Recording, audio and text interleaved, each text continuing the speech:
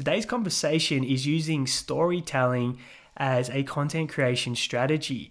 What you'll find with storytelling is it has a broader appeal than your educational content where you're sharing industry or niche specific tips and tricks. There's a big human pull when you write a story. There's emotional connection with your audience, which is why it tends to perform pretty well. So what you want to start doing is making a list of any events, any happenings, things that are interesting, entertaining, funny, lessons, sad, anything like that that happen in the day-to-day life. It could be in your business, it could be on a personal level, and also capture or document anything from your past and just have this list. And you don't want to do storytelling all the time because you also want to make sure that you're showing subject matter expertise. But if you have stories littered into the circulation of your content, you're going to bring a very human side into your brand. And there's going to be the human connection, and your brand's going to feel a lot more approachable because people can relate to stories, which is why it has that broader appeal. And I started sharing stories as a form of content, I believe it was 2010 when I had a blog, and then probably around 2014 on social media, and always noticed that the story posts would outperform almost any other form of content because it does have that broader appeal and people relate, and they also want to work out what happened in the story. They want closure. What was the end outcome? And in the last 7 days, I've posted 2 stories. One was a business journey to give people a peek under the hood and behind the scenes of how I got to where I am today in my business career. It was a time lapse, and a few people really enjoyed hearing that. Sometimes if you know someone but you don't know the story, it's always interesting to see how everything came to fruition. But I'll share the story that I posted yesterday because it's a fun one, just to give you an idea of how injecting things like humor and realism and even poking fun at yourself can be a really powerful content strategy to bring in that human connection with your brand. So when I was around 20 years old, I'm not exactly sure if I was 20, 21, I might have even been 19, I stumbled across this ultra high in antioxidants dark chocolate, and there were a few issues with this chocolate. It was in the US, so importing it from the US to Australia is a terrible business idea. You have to charge a lot of money to mark it up to make it anywhere near profitable. But my marketing hat went, hey, everyone loves the idea of eating chocolate. So imagine eating chocolate every day and getting healthier from the antioxidants. And that's where my business and marketing brain went, eat chocolate, be healthy. So you can see where my head was at that age. So I imported all this chocolate from the US, overpaid for it significantly, and I forget how much I was going to have to charge for these individual pieces of chocolate, but it was several dollars. This chocolate, if you've ever had ultra dark chocolate that's high in cacao, it's very bitter.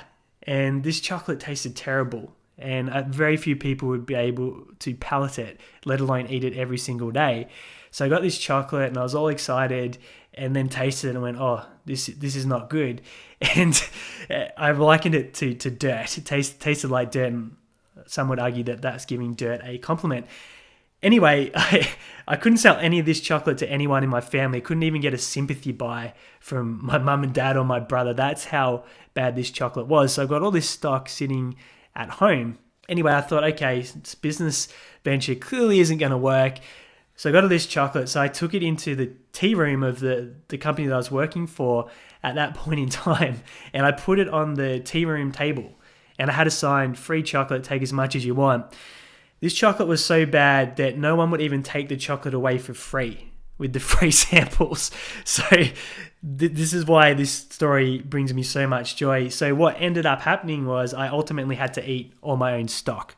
And I could have thrown it away, but I thought, okay, I'll better at least get some benefit out of this terrible business move and get the antioxidants out of it. So that's what happened. And I always call that my unsuccessful chocolate business and the worst confectionery business in history.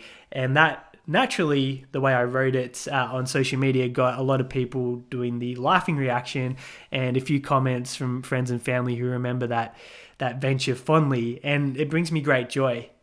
Even that failure, because it's hilarious. So a story like that is great because it's not taking yourself too seriously. It's showing that you're human and you make mistakes, especially if you're talking about strategy and tips and tricks and educating the marketplace all the time. having that ability to share something that didn't work out. People relate to that because they've probably got things in their life and their world that are not working out. So if you're in the education or market, you might be a personal brand, a coach, consultant, advisory. It doesn't really matter too much. Those are moments where it doesn't go to plan are probably more relatable than the success stories and when it does work out. So my invitation is to give it a shot over the next 7 days. Come up with a story that's entertaining, has some emotional pull in it, and post it on your Facebook, on wherever you feel is the best fit. Mine always perform particularly well on Facebook because that's where I have probably the biggest network of friends and family and people that relate.